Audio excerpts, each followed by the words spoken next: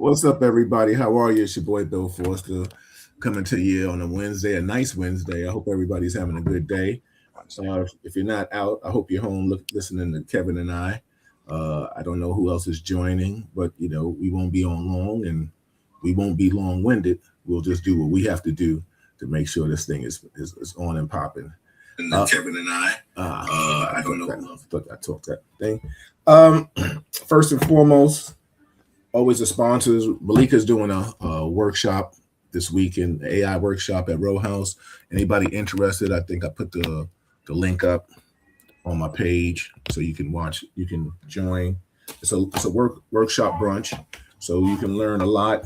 You're getting two consultants that know the business. They will give you a lot of information. If you're interested, please look at it. Or contact her, contact me, contact somebody. I think it's from 12 to 4, I think, if I'm not mistaken. Um, what else I want to talk to you about? Of course, shout out to Deadly Arts of Survival magazine, Row House. Uh, Deadly Arts of Survival magazine, Sadoshi Nathan Ingram is coming out with a movie documentary about his life in June. Uh, it's something to see. I hope you all can check that out. And let's see, Row House, of course. Beautiful People Brunch Party is this weekend, but we got something there every damn day. So every day you get something to do. What else? My allergies is tearing me up, so I don't know about anybody else if you suffer from allergies, but they got me in a headlock, but I'm fighting it. You know, I'm fighting it.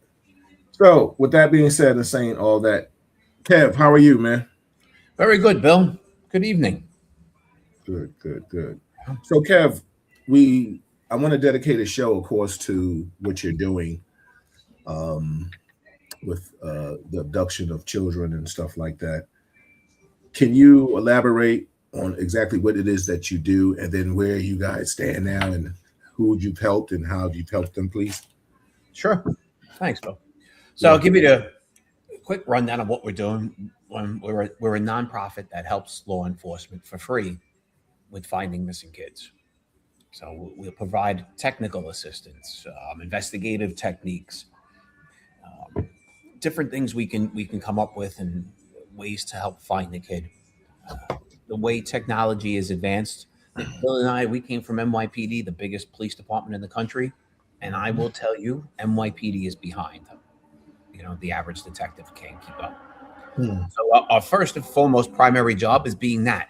Call us when they need some assistance, and we can either provide in-house assistance with some of the tools and investigative techniques we've learned over the years, or maybe just as importantly, we'll go out and find them the right persons. Somebody at Google, somebody at AT&T, somebody at Snapchat, somebody they can talk to help get their investigation going and find that kid quickly. The second thing we do is we run what we call missing child rescue operations. And this is the bigger end and the more complicated end. And missing child rescue operations are bringing together law enforcement, state, local, federal, with social workers and the tech community to find kids, to listen to what went wrong. Why did they run away? Why did they leave? What is normally a place of safety, right? A home is a place, is supposed to be a place of safety. Hmm. And then what are we going to do about it? And what the big problem we see out there is there's no infrastructure for post recovery. What do you do when you find a kid? When a kid went missing? Um, there's almost no jurisdictions in the country that have a real good or any protocol in place to help them afterwards. So we find kids, we drop them back off. They still have their problems, whatever that problem is, and they leave again, and they leave again, and leave again, and eventually the street wins and takes that kid. And that can mean the kid gets abused, the kid gets trafficked, the kid get murdered, they can become a criminal themselves, right? Kids living on the streets. There's not many choices. Right. You got to eat. And Yeah. how do you feed yourself? You know, Bill, if you and I were living on the street, how you feeding yourself? Robbing and stealing. right? Or selling your body. And I was just about to say that. Right? Like these are the things that exist out there. And kids, it's even harder than adults. Kids can't walk into a shelter. They have to then, they'll be brought back to where they came from. Right? You and I, as an adults, we can walk into a shelter. Yeah. Not that shelters are good, like absolutely, yeah, safest places, but so a kid has less choices on what they can and can't do. You and I could walk into a shelter and go get a cruddy job and start working and try to dig ourselves out. Yeah. 14-year-old can't do that. No. So what does a 14-year-old do? So all the bad things happen. So what we try to do is bring a community together, all the resources in a community, to find those kids, listen to them, and help them. Okay. The best analogy I can give you, Bill, the way this is set up, our missing kids system, it's kind of a catch and release program. We find them, and that's it. And think of this if this was the criminal world. All right, we cops still in our blood, a little bit of police in us. Of course. Right? We investigated crimes. We worked the crime. We then looked for that, identified a suspect, looked for him, arrested him, usually him. Right? I could say him because, But after we did that, there was a process in place of talk to a prosecutor. It went to a court. They got a defense attorney. There are advocates. There are all sorts of things in place after you and I made an arrest to determine where does this person belong. Yes. Do they belong in jail? Do they belong in rehab? Do they need some help? Is there something else? All that stuff is done. But when we find a missing kid, there's nothing. There's nothing there. And that's the big change we're looking for. That's the change we want to see. That's where we want to see cities like New York City and states like New York State and everywhere else across this country change their policy and come up with an infrastructure, same amount of time, energy, and effort we put into criminals, into crime, we put into our kids. Okay. And what we'll see in the long run, if we do that, is less kids becoming victims, less kids becoming criminals, less kids becoming addicted, less kids becoming street kids.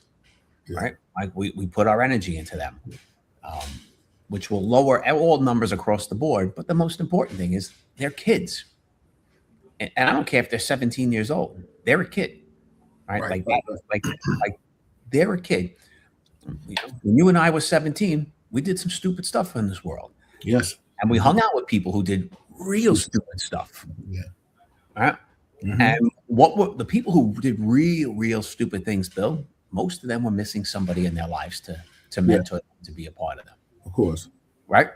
So the kids we know who became addicts, criminals, street kids, whatever you want to call them.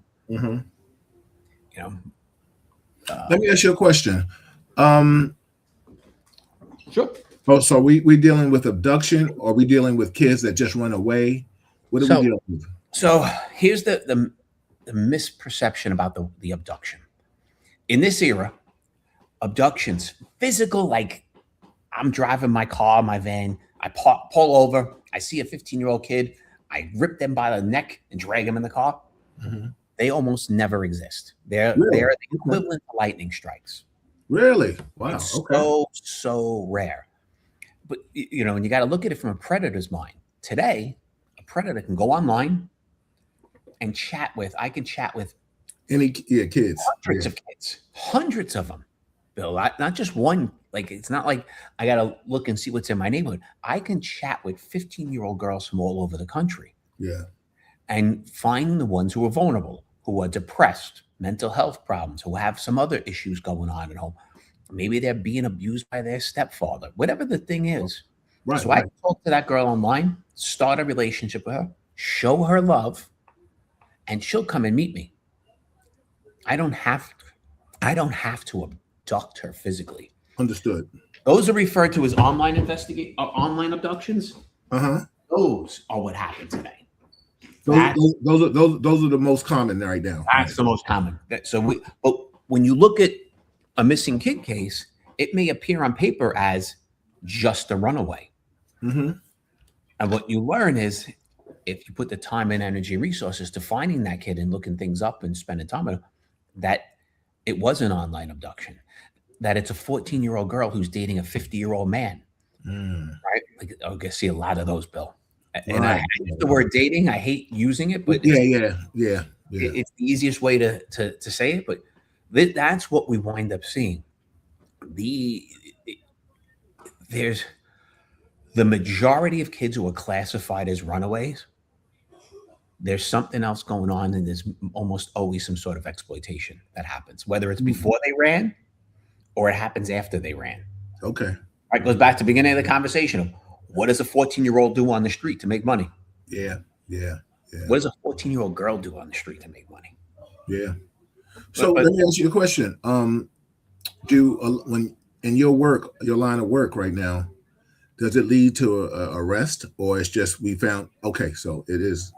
yeah, All right. and by putting the time and energy into looking for those runaways and learning their why, it leads to arrests later on. They're usually not immediate. They're not. It's not known Hmm. initially that this is an abduction, that this is a rape, this is a child being exploited. None of that shows really early in the case. Okay. It Okay. shows up later on, but you got to put the energy. Right. What we see is about just over half the runaways continue to run away. They run away Really? again, again, and again. That's a high number. That's Now, a high number of kids. so let me ask you a question. With that being said, is there like okay, once you find the child, where did they go? Foster care? Where like you don't take them back to the parents? I mean, because It depends on where they came from. right. Who Okay. has legal custody? Is it Okay. biological parent? Is it foster parent? Is it, what we see too often, it's usually group homes. Yes. The group home kids are the most vulnerable. They are the ones who have nothing. All right. And Hmm. the way New York State works, say, Bill, you were 15 years old and the state took you away from your parents. Hmm. Hmm. And there's no foster parent available. Nobody's Right. willing to step up. They put you in a group home in New York State. They send you in the state wherever there's a bed open. So you Mm. live in Manhattan, and they're sending you to Rochester to live in a group home. You're 15. You moved into a group home with other kids who are not happy in a town. You have no Rochester, New York, and New York City. It's two different Mhm. planets, Yeah, absolutely. right? Upstate New York is just different. We're city kids. Everything north of the Bronx is the country for us. All right. Like it's just a different world growing up in New York City. So this is what happens to these kids. They get sent somewhere. They don't have a choice. They don't get to go, I have family who lives up, by Albany. Can I go to a group home? They don't get a choice. They just get put on the bus and sent. You're being shipped up there. This is your new home. That's your new room. Here's your crappy clothes. And of course, the kid runs again and again and again. Mm. And eventually, like I said, they turn to whether it's really quick because they met the guy online, the predator, or later on when they're on the street, they meet their predator. But that's what winds up happening. I'll give you another thing with it. The number one source of trafficked kids, sex trafficking in this country, runaways. Okay. Runaway. That's where they come from. Right. Nothing else comes close, Bill. Runaways are the main source of trafficked kids. Mm. So if we help our runaways, we automatically lower the amount of kids who get trafficked. Right? Just simple things. Um, you know, but it takes a changing of policy and communities. Right. And Let me how ask you- hard is it to change government to create that kind of new bill? Yeah. Let me ask you a question. In your line of work, I mean, you and I have discussed this before on Real RTC. We've always mentioned you've mentioned it especially extensively, like the white child or the white person is if they're missing, everybody's on alarm. But a child of color, a lot of things that happen. Since in your work, since you've been doing this, what has been the ethnicity of kids that you have recovered? If that's something you can divulge. I can divulge it. It really is a mixture. Okay. One, I'm going to go with, from being in this and really looking at it, definitely white versus black matters with media. Mhm. Like it's not even close. Right. It's also got to be white and pretty. Like you don't see The fat white girl that's ugly. Yeah. the not so pretty white. They don't get any attention either. They're on the same. It's pretty white girl is up here, blonde, pretty white girl. Yeah. Up here. Everybody else is down here. Mhm. Everybody. So we look at it as black and white, but it is a bit of black and white, but it's also about that pretty. Right? Yeah. And when you think about the basis of that, it's gross. Yeah. Right? Yeah. The news outlets, since the beginning of any sort of media in this world, sex sells. Yes. Right? Yes. So they want that picture of that pretty girl because that makes us go, oh, look at that. Mhm. Yeah, everybody, this is Real Talk Chronicles. Yep. I'm your host, Bill Forster, with my co-host, Kevin Branzetti. For those that don't know, Kevin deals with a lot of sex trafficking and missing children, abduction. And right now, before we go into anything else, I just wanted him to have his time to tell you what he actually does when he's not with us and times that he's disappeared from us. So I'm glad that, look at all the sponsors, of course. Like I said, Malika's doing a workshop, her and another female friend of hers, 2 AI consultants. If you're interested in that, please look at the post I put on social media in regard to that, or inbox her or myself in regards to attending the event this weekend. So go ahead, continue. Well, so that's the problem. And what has happened, because there's no infrastructure, because there's nobody who deals with the kids afterwards. Police departments over time got frustrated. Mhm. Like you have kids who go missing 20, 30, 40, 50 times. How many times, Bill, you run a detective squad. How many times can you tell your detectives to go find Sally who's missing? Yeah, right. Because Everybody's got stacks and stacks of cases. Because what was our definition of missing? It had to be like 24 hours, 8 to 8. All that's gone. Like 24 hours doesn't Exist. now that's a non-existent rule across the country. Mhm. But there's still prioritization. Right? You're a detective. Your priority cases get worked on most. Your Mhm. not priority cases don't. Violent crime gets worked on before non-violent crime. Absolutely. Missing kids with a plus factor. Mhm. The kid's got a mental handicap. He's super young, right? If she's 11, that's a different than a 16-year-old, right? Yeah, absolutely. Absolutely. Those cases will get the prioritization, but the one who's a 15, 16, 17-year-old runaway, they kind of get the bottom of the stack. And when the investigators have time, they get to those. So they kind of fall. And then you've run away 6 times this year, and we're at April 1st. Nobody's looking for you. Yeah, because it's like you've been there, done that. This is your normal thing right now. You're a creature of habit. Yeah. Think of it in the criminal sense, Bill. Yeah. If your years as a cop, if every arrest we worked in narcotics, we worked a couple places. Yeah. Every arrest we made, picture there was no courts, no prosecutors, no jails. So you make the arrest. We come back to the 2-8 with the guy. Yeah. Well, some paperwork, and he walks out the door because there's no place to send them. Yeah. And then you go back out. Me and you go back out, and he's there. Well, we're going to arrest him again. We're going to arrest him again and again. We'd eventually stop. As cops, we'd stop arresting them, and that's what's happened with our missing kids. Because the infrastructure is not there. Police departments, and I don't blame them. We didn't give them tools. They don't prioritize these kids anymore. Yeah. Let me ask you a question. Do you think law enforcement agencies across the country should have a special unit for this? So most of them do. Okay. He has a missing persons unit. So, but it gets clumped under missing person. Period. That's it. Yeah. It's not finding them is, I want to say, the easy part. Okay. We could find. There are thousands of missing kids today. Right. Law enforcement across the country said that's our priority for the next 2 weeks. We ain't working on anything else homicides and missing kids, we'd find almost all of them. Wow. Wow.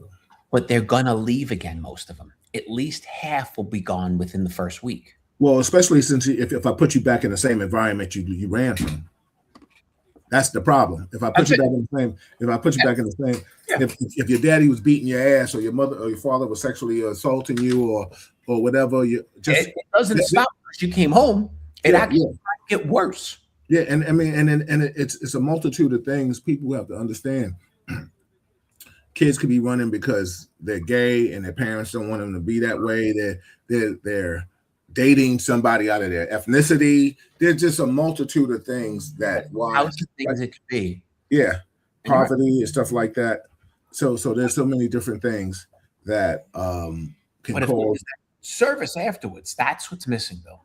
Yeah. Where do you and I find that missing kid, Bill? We're cops. We find Sally. And we're going to bring her to the place of origin, whoever reported. But what entity are we notifying? And that's the thing that the police need. They need an entity. They need a social worker, or the police got to take it in some places, right?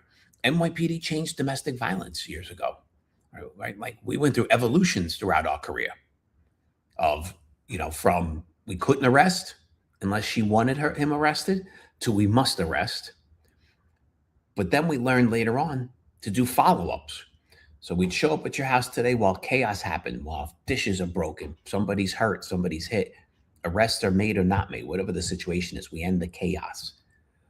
The way domestic violence works today is domestic violence officers show up at your house again that week, maybe twice that week. They show up a week later. Domestic violence officers will come to your house often to make sure it's okay. We need something like that for our kids. Yeah, I mean, I commend you. How can somebody, Jane or John Q. Public, help you? Well, the easiest thing is always in life. Go to our website, donate money. This doesn't happen. It's the hardest thing for me to do. Fundraising is awful. It's a super hard thing. But the part of it is, if you're in that infrastructure, if you're in government, if you're in, the mayor's ear or the governor's ear, let's chat. I'll give you exactly what to say to them. You need to sit down at the table. And until that time comes, before you leave tonight, can you just text, put in the chat, if anybody wants to donate to your cause and stuff like that. I've always told Kevin, I said, if anything I can do, let me know. And I think this is one of the ways I can do is give him a platform to tell what he does. And anytime, I can do that, he is always welcome to do that. And like I said, since it was just him and I tonight, for the most part, I gave him the avenue to do that because I want him to talk about this and things of that magnitude, because I don't help him physically, I definitely support him emotionally and anything I can do to give him an avenue, a platform to discuss what he is doing out there. And I commend you. Matter of fact, watch this. I commend you so much. Here we go. I got new toys now. Watch out. I get my applause. Yeah, there we go. I'm gonna give it to you, kid. Hold on.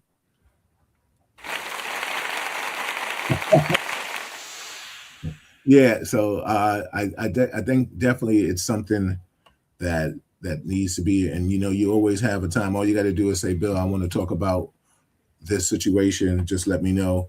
Even if even if I tell everybody else to fall back on a Wednesday or another day, we can do that. Speaking of other days, the first Monday and the third Monday of the month, Malika will be doing AI from a Real Talk Chronicle standpoint. So she has her segment.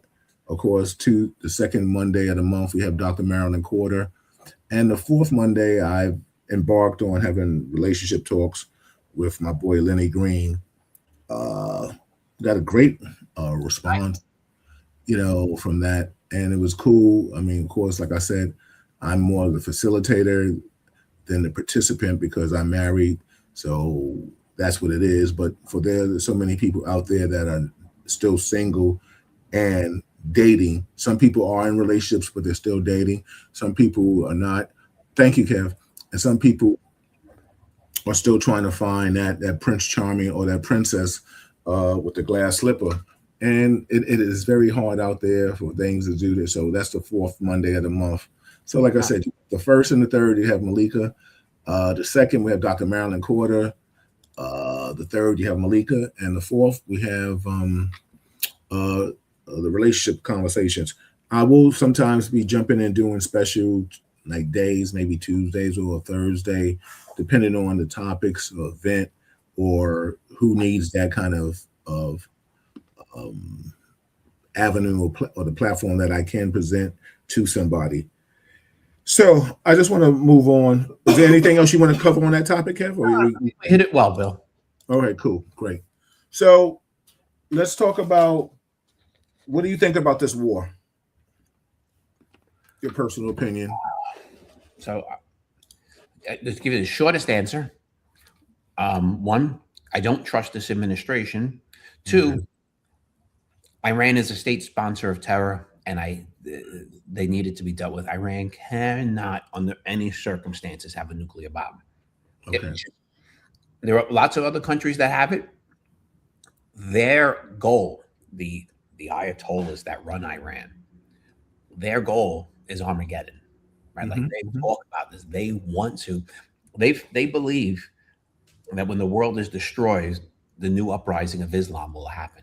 That's their core belief. Yes. Do I want a nutball like that having a nuclear bomb? Right. No. That is, to me, it's the same as giving Nazis, the KKK, or any other massive hate group a nuclear bomb. No. Right. Understood. Understood. But goes back to my other half of it was, do I trust this administration and how they're doing and what they're doing? No.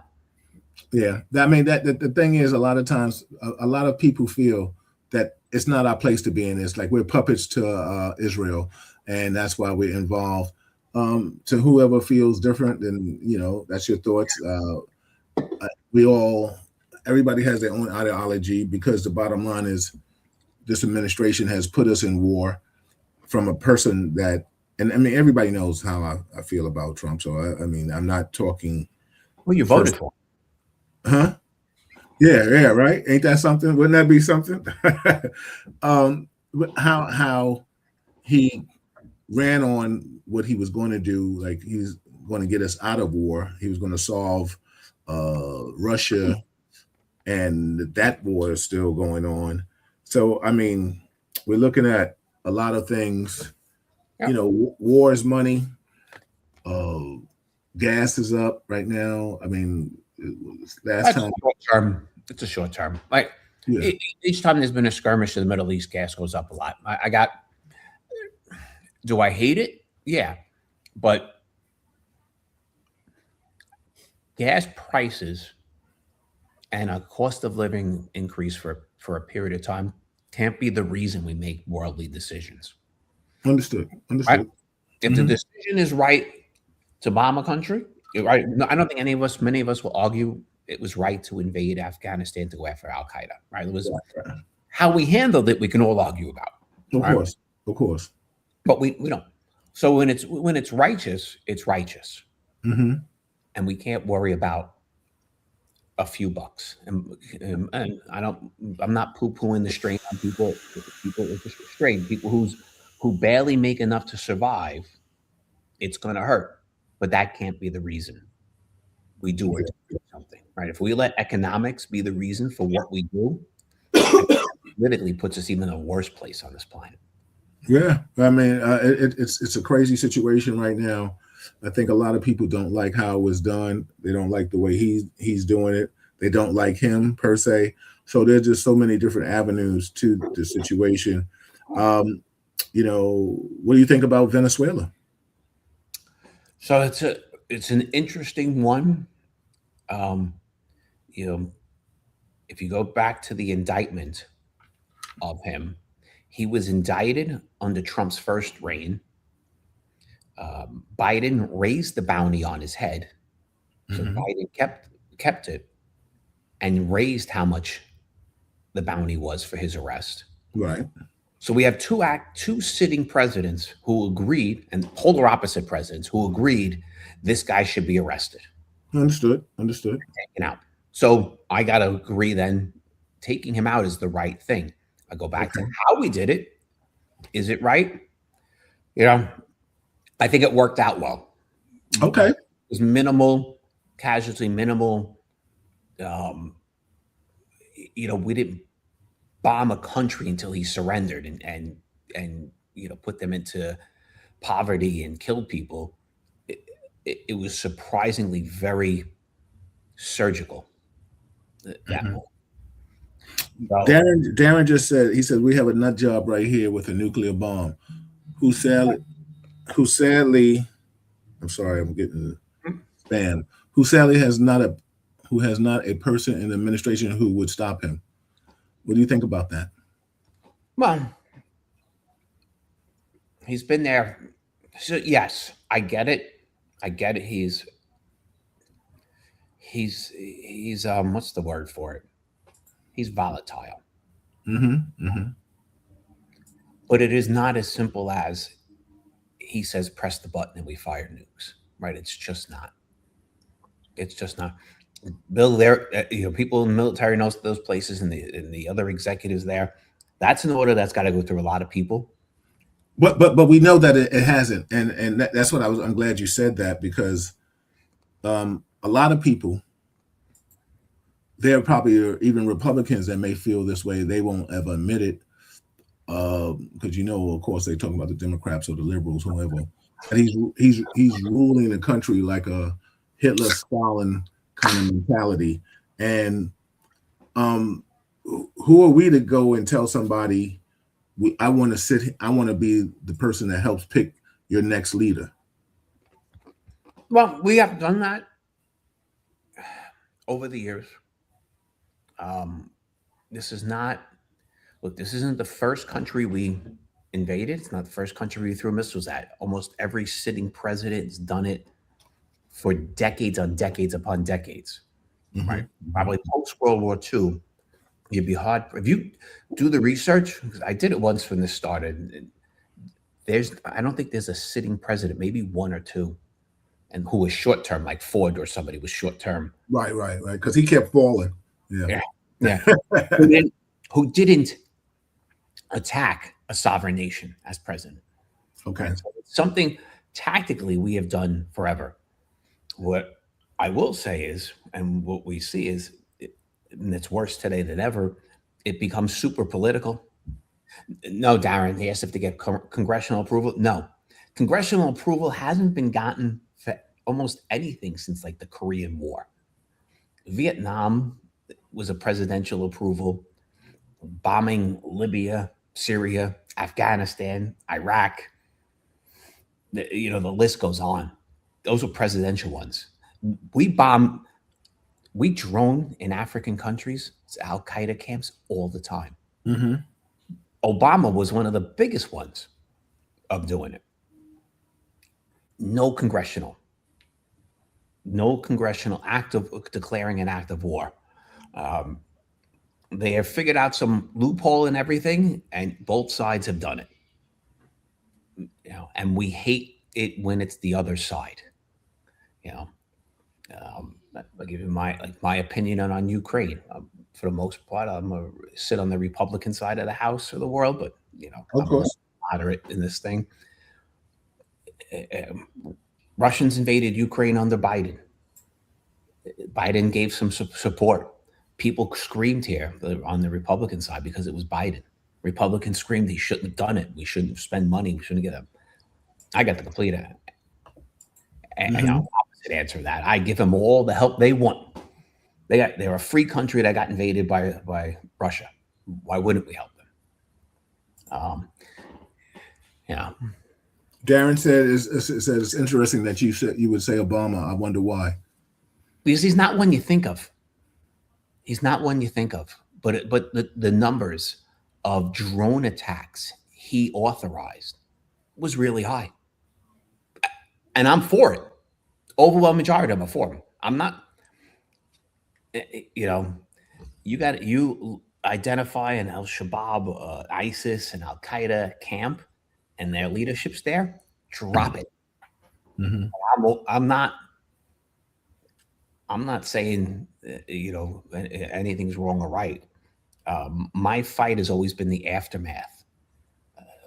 Obama and Bush and everybody afterwards effed up the bigger ones, which would be Afghanistan, Iraq, Syria, Libya, where either we invaded or we dropped a lot of bombs Mhm.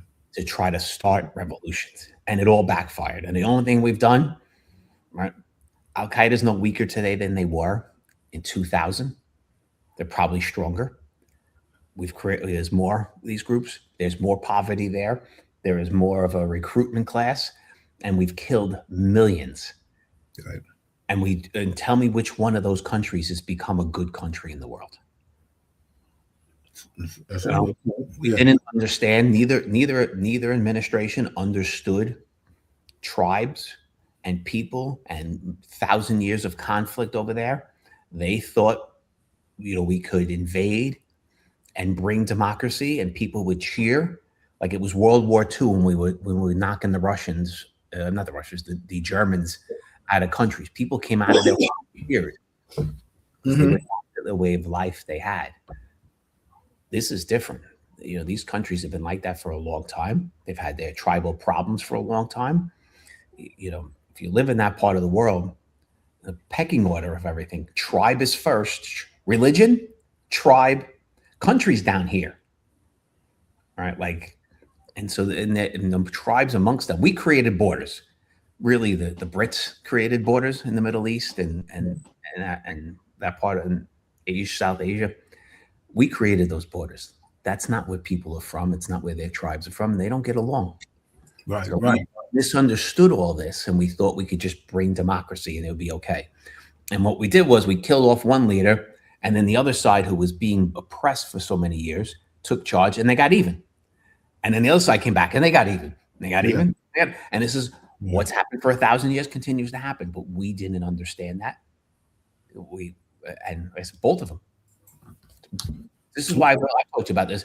I find every president, Bush, Obama, Biden, Trump, all failures. Yes. So let me ask you a question, though. With that being said, the last 3 Republican presidents have started some kind of war. Why do you think that is? Bush, Trump. I think what was it? Bush and Trump twice, right? I think, is that it? Am I correct? The first time, Bush, Obama. Obama started wars. What wars did he start? He was the one that bombed Syria. He started the war in Syria. He also started the war in Libya. He had his own. He tried to do it differently, but he didn't do it any better. Again, didn't understand what he was getting into. Didn't understand the tribes, the people, the breakdown of what's actually there, who's actually there. The split between Sunni and Shia Muslims, the other ethnicities that are there, the other people. They just didn't know that. So they have all done it, and they've all done a bad job. Yeah.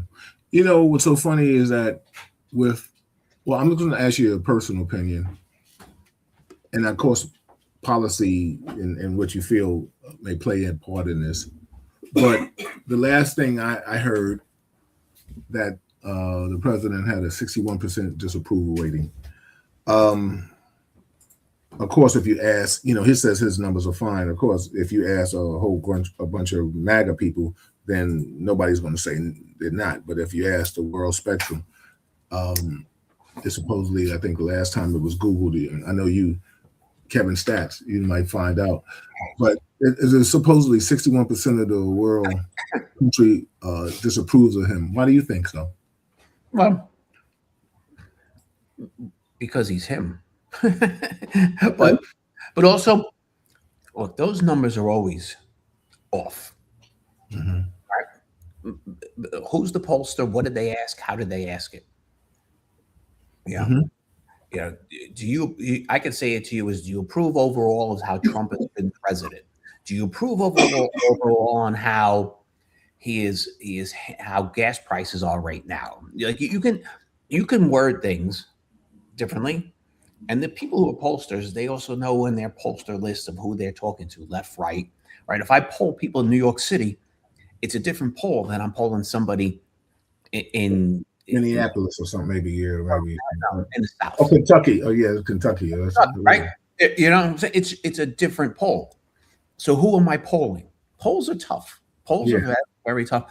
Tough. Yeah. But it's so funny with that being said, it's that like you said, of course, if you ask just people in New York, you still will find some people that might just support him, because I was having a conversation on social media today in regards to him, and the person was saying that, he supports him, he likes his policy. So I asked him what was his policy. So then he went talking about no taxing on tips and stuff like that. And I was like, but that's the only thing that you could talk about out of all the things that he's done. So then I listed a bunch of things that helped me figure out why that was what was.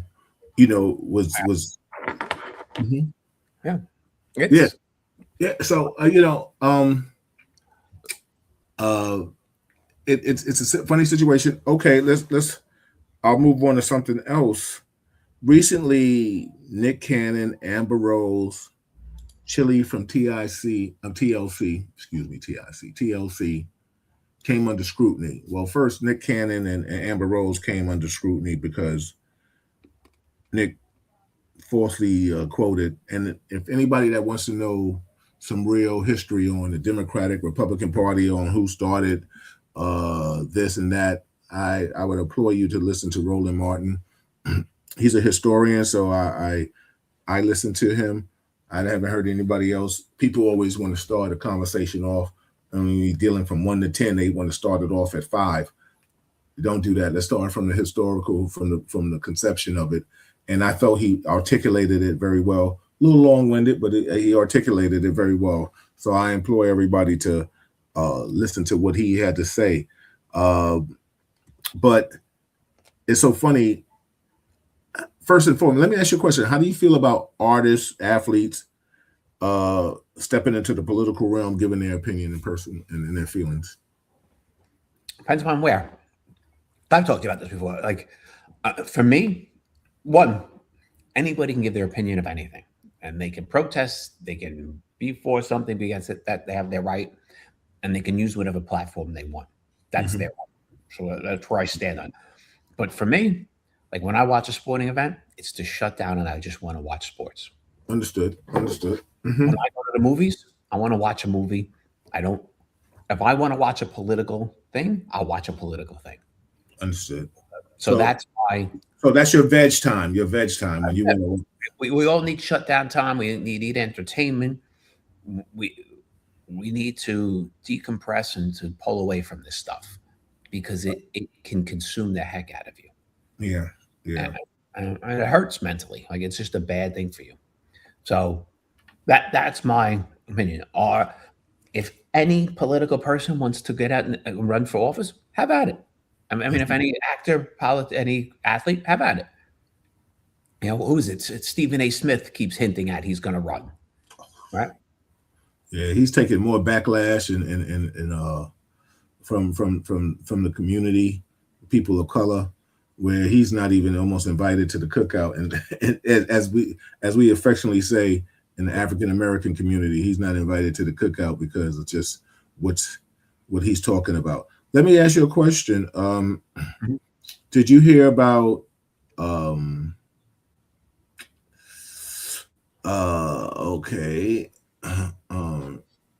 major legal? Supposedly, Trump suffers major legal defeat as federal judges rule he is not above the law for January 6th. A federal judge just made Donald Trump's worst nightmare come true by hitting him with a legal gut punch, ruling that his literally rapid, rousing speech on January 6th wasn't presidential. It was political, and that means he can be sued for it. I don't have to go into further more, but what's your thoughts on that? If that's what the Supreme Court ruled, then that's it. Yeah. That's it. That's it. You know, I got Yeah, no. you ain't got no qualm. You ain't got qualms with it. Exactly. Look, look, in general, presidents should be exempt from a lot of things, but this guy's got a mouth, Yeah. and he's the most unpresidential president. Hopefully, Bill, we will ever see.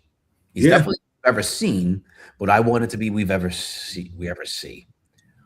And so, you know, words have consequences. Isn't that like a phrase your parents said to you? Yeah. Yeah. Right. Yeah. Like have consequences. You just can't just. There is free speech, but you still can't just say whatever you want and think there's no repercussions. Let me ask you this. Your thoughts on this? Uh, Mike Johnson caves and agrees to end DHS shutdown with no new ICE funding and humiliating defeat for Trump and the entire Republican Party. That's what it says. After weeks of painful airport lines and unpaid TSA workers, I want to ask you your opinion on that too. House and Senate Republicans just caved and agreed to fully fund the Department of Homeland Security, which is sure to anger the godfather of tweets.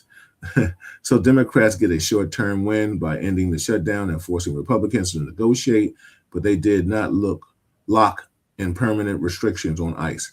The bigger battle over accountability will come later this year. Yeah, you know, depending upon what news outlet and who you listen to, each side claims some sort of victory in this. Yeah. They have turned working men and women into pawns. Yeah, well, I was about to ask you, what did you think about the whole TSA strike? So TSA couldn't take off. They had to come in. You don't get paid. Yeah, you're going to get your back pay. But man, Bill, when you live in check to check, back pay doesn't do it. It doesn't. Right? If I go 6 weeks of no check, and now I'm putting on credit cards and I'm paying 20% interest, nobody's paying me back for that. Exactly. I lost that. I lost that part. And then the mental stress of it all. Like, if we're not going to pay our workers, right? They're the government. They're in charge of paying their workers. They hired them. They did all this stuff. It's an infrastructure we must have. And if they can't solve it, I think they'll never do it. But we need a law. If we're not paying our workers, we ain't getting paid. Of course. Right? I think only us, right? Like, yeah, like PD, FD, like we couldn't strike. We couldn't strike, right? It was been some, but the city couldn't. What would have happened if the city of New York said, we don't have the money? Yeah. And we don't get paid for 2 months. And we got to keep showing up to work, Bill. Yeah. Right? We have to show up. Right? Some of us have a mental obligation, right? Like we're going to do, or just go home, right? Yeah. Come and shut. Have a good day. You know? Yeah. No, you couldn't. We'd have to go in. We've had some bad contracts, bad contract negotiations, some idiots. It's never gotten to that level. You've never heard of it getting to that level. Yeah, I had somebody talk to me one time about Giuliani, and I said, well, first and foremost, I said, let me just say this. When people want to talk about law enforcement, he was the worst mayor for law enforcement. He gave us zeros. Zeros still affect you and I today's pension. Oh, yeah, definitely does. But so that's going back to the thing I'd want. I'd want, second, Congress can't pay its employees, Congress doesn't get paid. Right. And you can't go home. Recess? 2-week recess? That makes no sense. But you own a business in this world. Do you imagine, like, your business is falling apart? There's no money. Money stops coming in. You can't pay your employees. And you just say, I'm going to Mexico for 2 weeks. Yeah, it's crazy. I'll see you when I get back. Yeah, that's crazy. That's what they just did. And they did it over and over. And they've done it a bunch of times. They're gross. Yeah. They're just gross. Right? Like, it's so disgusting. So disgusting. Right? Because they can't work properly, because they can't, find common ground with each other. They can't do what we do. Yeah, talk. They can't chat it up, have real talk, fight with each other once in a while, pick on each other once in a while, have a good laugh and drink a beer. Yeah. And come to because they can't. All of those people have to pay a price. All of those people. Got Well, got to kiss the ring or get your hair cut off at the altar. You know what I'm saying? It's crazy. so Yeah. why don't they have to pay that price? Yeah. They should. If Like the like government we treat a jury. yeah, you shouldn't get paid. Absolutely. Right? They couldn't come to a vote that works. They get sequestered. Keep them, just like we do to a jury. You can't go Yeah. home. You're spending the night. They all have places to live. Excuse me. Mm-hmm. They all have places. They all have places to sleep, even within the Capitol building itself. They have places. Yeah. You go home. Yep. You Stay know? there. Let them get requested. Right. Exactly. Let them stay there. They create the laws. Mm-hmm. So why would they create a law to make their life tough? Exactly. Right? Exactly. Like Go ahead. I got No, no, please. I got no time for them. Like I don't like them. Yeah. Let me talk about Christy Noam addresses the report to claims about her husband cross-dressed. Who cares? Exactly. Who cares?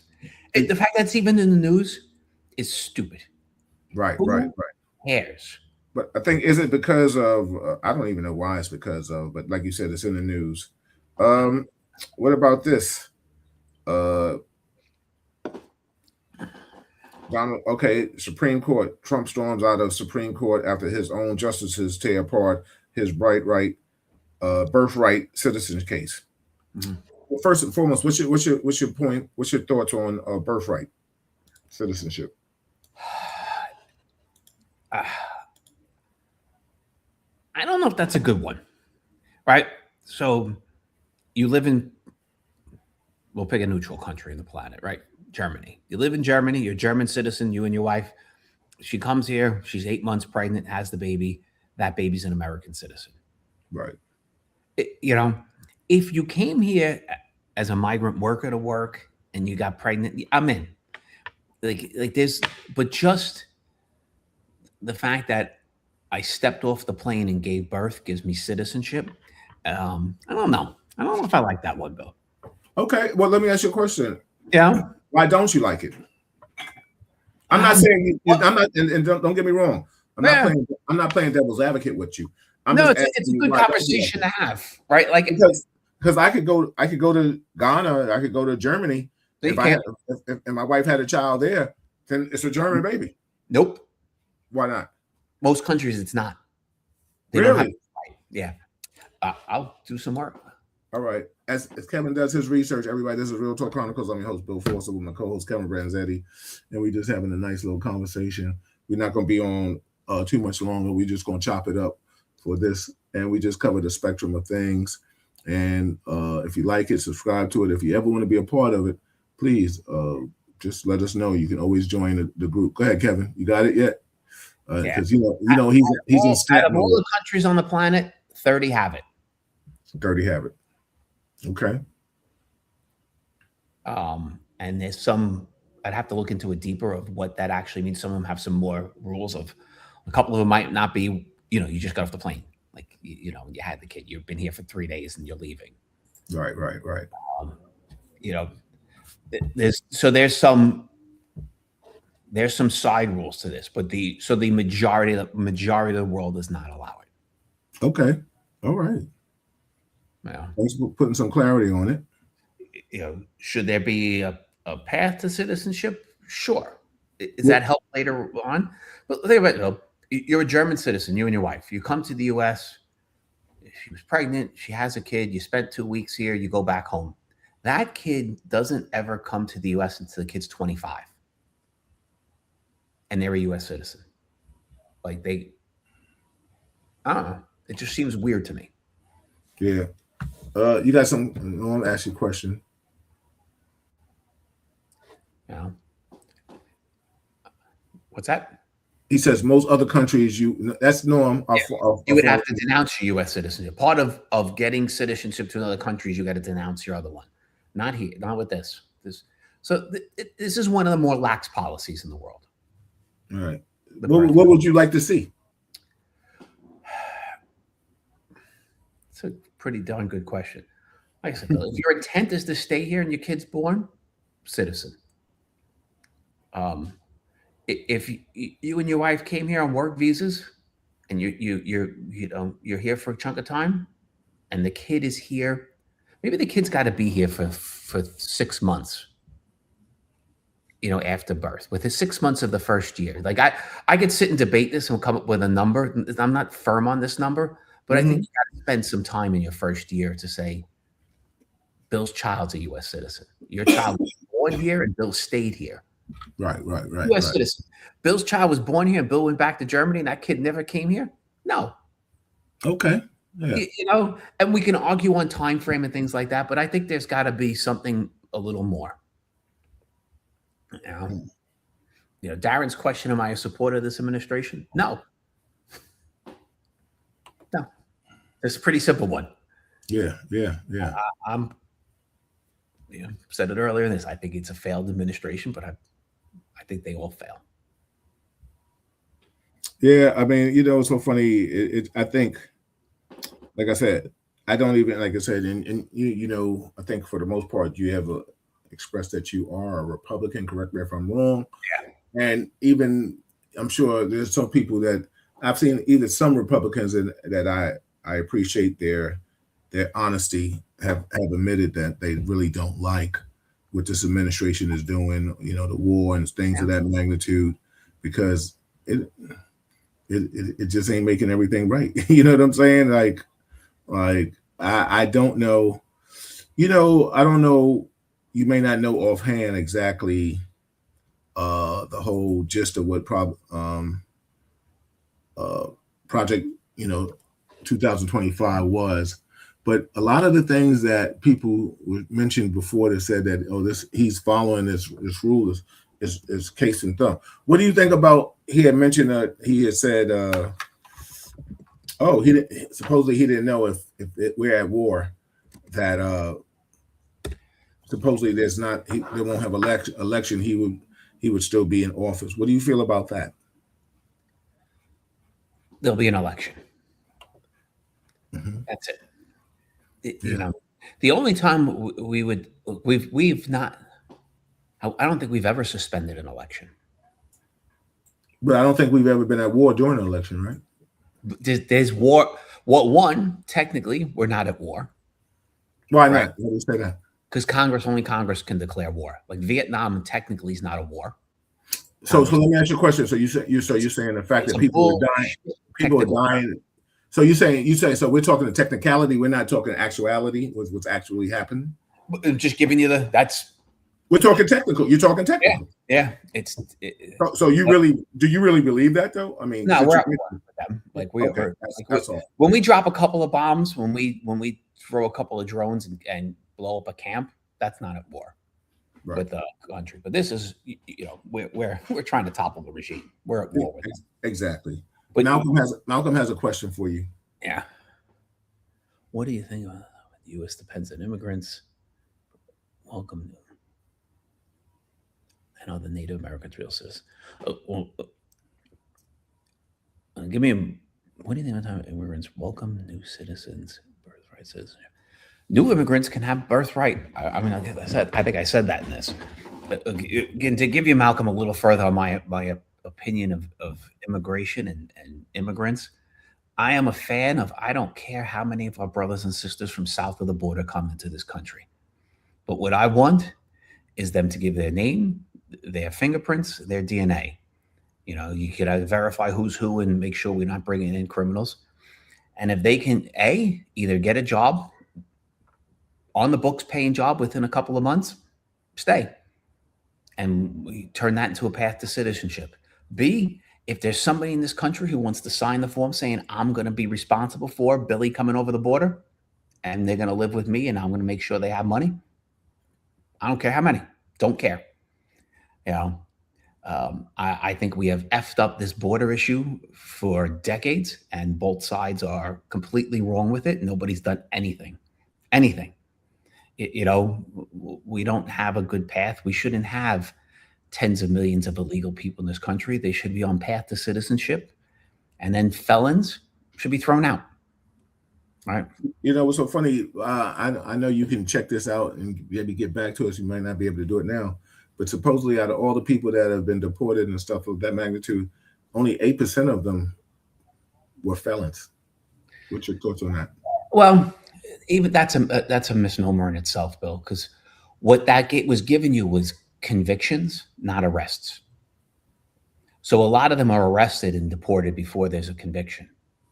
So those didn't count in that stat. So it's not an accurate number.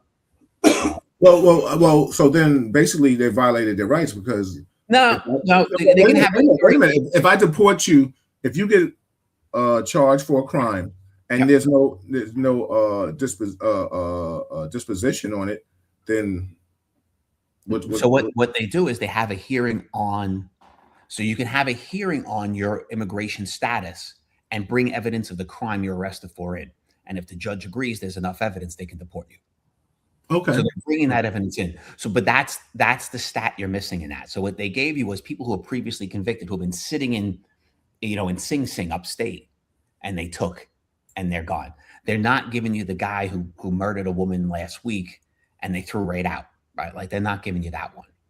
So what do you think about the fact that he? Go ahead. Please continue. Go ahead. So it's not a true number what they're giving you. Okay, so much higher. What do you feel about the fact that they're deporting people that have been waiting here for their citizenship and they're hardworking individuals? Gross. Okay. Right. There's the simple rule of, and I'll go back to things in life are always about what we were taught as kids. Mm-hmm. When you're in you're a guest, be on your best behavior. You're a guest in the country. You weren't on your best behavior. You got to go. Mm-hmm. Mm-hmm. Right. To me, that's a pretty simple thing. And the crime can't be here illegally. Like that's not the crime I'm accepting. Like you have to come here and commit a state or federal penal law crime, not the crime of being here illegally. Absolutely. All right. Then it's, you just own them all. Darren has a question for you.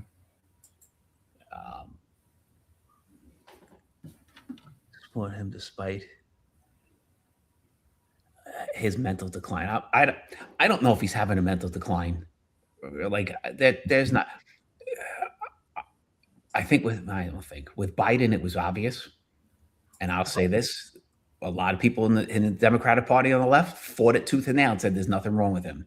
Nothing wrong with him. So let me ask you a question. With that being said, and you brought up Biden, do you think because of his age catching up to him that because he had a speech impediment that maybe was reoccurring, that maybe he still had sound mind, but he just couldn't articulate himself? I think Biden had sound mind at times. He hits that age, Bill. And you don't know when that age is going to be for us as humans. Yes. Like where you can be sharp, and then 3 hours later you're a space cadet, and that's where the level I think he hit. Okay, because the reason I say that is because they talked about his cancer, but they've never talked about anything in regards to his mental capacities. Yeah. Do I so go back to Trump mental thing? I think a lot of it is people, because of Trump is a loose cannon. We put that into his mental health, and maybe it is. Man, Darren's hit me with like everything. Yeah. Darren's on you. Norm, shout out Darren. to Norm. You also just came on. Yeah. Like he should have just got a link and just put the guy on. Yeah. We ain't gonna be on too long. So Norm says, Kevin, you're a Republican. Why are we at war? I'm a Republican. I think the best way could look. I'm a Republican because you got to choose one party over the other. Okay. So I hate them less. I guess the less of two bads, this kind of thing. But I would consider myself like a New York Republican, where I have a lot of left leaning things socially. Mm-hmm. Why are we at war? I didn't pull the trigger. Right. Yeah, we talked about earlier in the show. Do I think Iran is, to me? I investigated terrorism for a long time. Is what I did. Yeah. Is Iran the biggest state sponsor of terror as a country? Yes. Did we need regime change there at some point? 100%. Did we need them to guarantee they don't get a nuclear weapon? Beyond belief, we needed that. Do I trust Trump doing it? No. I mean, that's it, Darren. I mean, I or Norm. Yeah. Norm. Sorry, Norm. No. So he said, do you believe Iran asked him to be their leader? I'm sure there are some Iranian people who said that. There are plenty of Iranian people in this country who've been out in the streets celebrating. Right? They're not a good. The leadership there is not good. They're quite evil. They've murdered millions of people there. If you talk badly about the leadership there, they're going to kill you. There's no ands, ifs, or buts. All right. They mowed down people in the street for protesting. Yeah. So are there Iranians who said we'd love for him to pick the leader? Yeah, of course there are. There's millions of people. You know, Yeah. if you ask millions of people a question, some of them are going to tell you the Earth's flat. Yeah. Yeah. Yeah. Exactly. Hey Dana, what's going on? How are you? So with that being said and saying all that, Kev, I think this is a great show. I mean, I wish Rich was here so we can go at it. So you two see, I'm much easier. You know what I'm saying? Depending on the topics. You had Darren to keep it going. Oh yeah, well, yeah. I told Darren today. Darren and I text because besides our little group text, I have other texts with other people. So I told Darren, I said, no, listen, come on tonight. Can we please stop you? This is not true. Okay, hold on. Darren has something to say. He said, hey, Dana, what's up, sis? Niece, sorry. He's a lunatic, not a loose cannon. So let me ask you a question, Kevin. As Darren says, what do you think about this dude changing his name? Because we haven't been here for a minute. Changing his name on the Kennedy Center, putting his name on the Kennedy Center. What's old boy and the governor of Florida going to name an airport after him? You're telling me these are not like, well, we know it's definitely narcissistic, but they're not. God, yeah. Yeah, like I hate all of this. Right? That's I hated when New York State changed the Tappan Zee Bridge, which I still call it that, to Cuomo, Mario Cuomo Bridge. Like, stop this. You weren't that great. You're not Roosevelt. Yeah. You're not Lincoln. Yeah. You're not, Kennedy. Like, there's great. Right. I would name something structurally massive in this country about Obama before Trump or Biden or Bush, right? First Black president. That's something special. There ain't nothing special about the other ones. No. Right? Like there's no people who were supposed to it's on president and this special thing. Special things. Right? Getting a mostly white nation to vote for a black man as president is pretty special, right? That's absolutely. Like that's that's profound. Black vote, you ain't winning. Yeah. But so no, I don't want to see a thing named after Trump.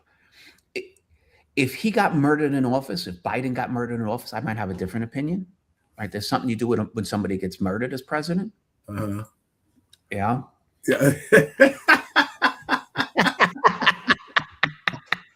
I like that one. That one deserves a fucking laugh. We got to laugh with this one. That was a good one, Darren. Yeah, I had to put my glasses on to read it.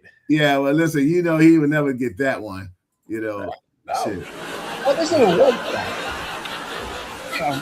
There are good awards and bad awards, but yeah. Well, the boy wants the Nobel Peace Prize. Wait for that. You know what I'm saying? Yeah, he blew that. Yeah.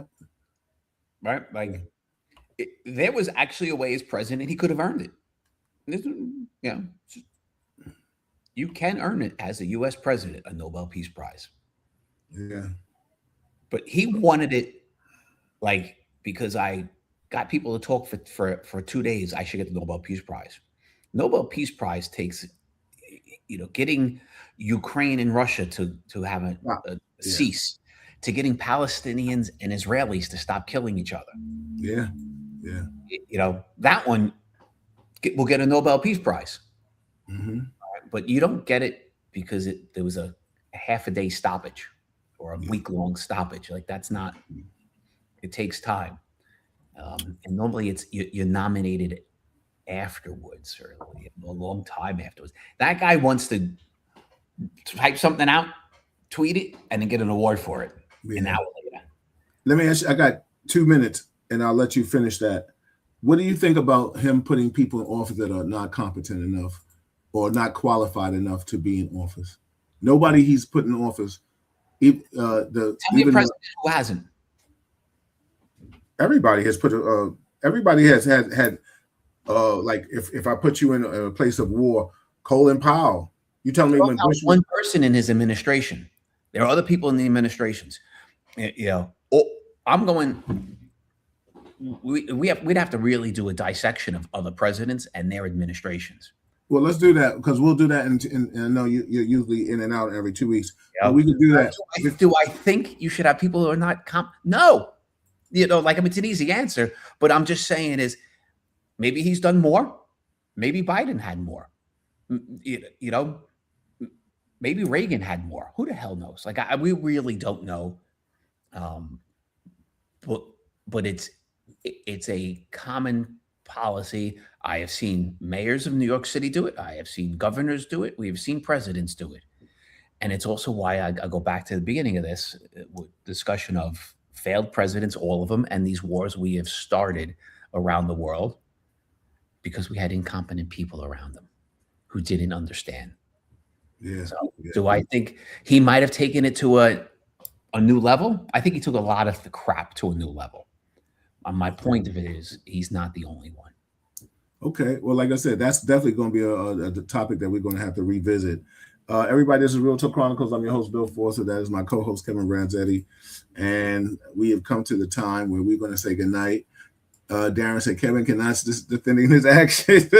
He also says, we definitely know that Fox News team should not be running this country. Also, you see, Tucker Carlson is coming under fire for speaking out against some stuff. Wow.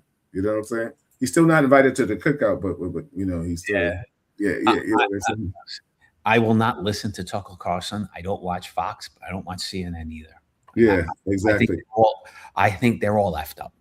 Yeah, absolutely. Listen, what news outlets do you look at for information? That's a tough one. Is it BBC or a little bit of BBC. I do read the New York Post. Okay. Yeah, that's a local one.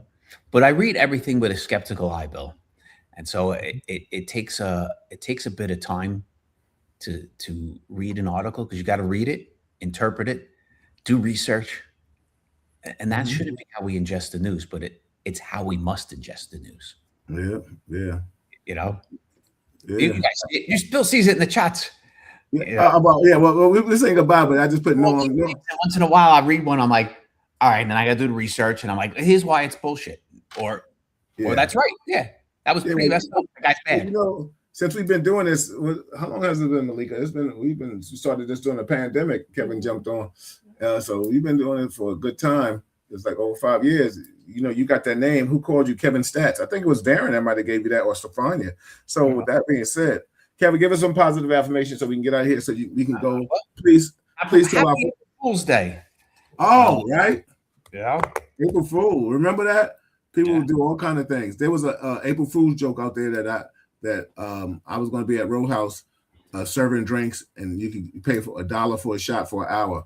That was a joke. It was really, it really was a joke. I'm not doing it. Go now. Yeah, exactly. Go there. Wait for me. I'll be there. How about that? You know. So, you know, my normal thing is take a break, get off social media. You got to at least spend 1 day a week. You don't look at it. Don't watch. Don't look at social media.